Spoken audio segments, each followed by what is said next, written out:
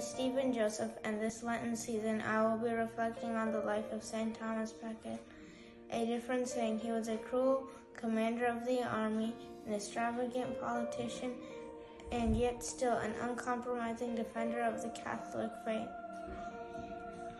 This all started when Becket, as a young boy, he went to Paris under his father's expense, for his father had a flourishing business in London and several high political offices, but he had to come back 2 years later when his mother died. England had changed so much, his father's business fell into financial ruin.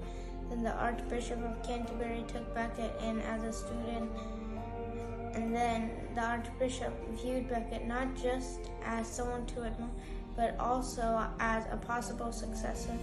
Then, when the king asked the Archbishop who should be the successor, he recommended Becket, and then Becket started spending huge sums of money.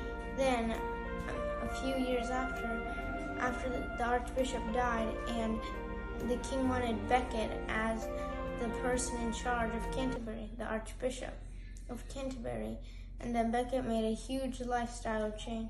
Instead of spending, then all of a sudden he began leading a monastic life, sleeping on a cold stone floor as penance for his previous sins. Next, the king tried subduing the church because he thought Becket would be more loyal to the church. He would be less loyal to the church than to the royal government. But Becket resisted, had to flee to France, came back at the age of 51. Then Becket's enemies told the king that he was on a mad rampage throughout England, destroying the peasantry and burning down their villages. Then the king dispatched 4 knights to get rid of this man. And while Becket was doing a service at his cathedral in Canterbury, the knights charged at him, saying, "Unexcommunicate supporters of Henry, whom he had excommunicated upon his arrival to England." He said no. Then one of the knights charged him.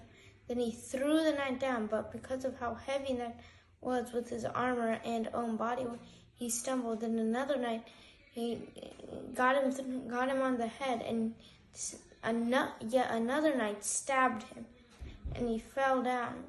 Then a riot began, and the knights were promptly arrested.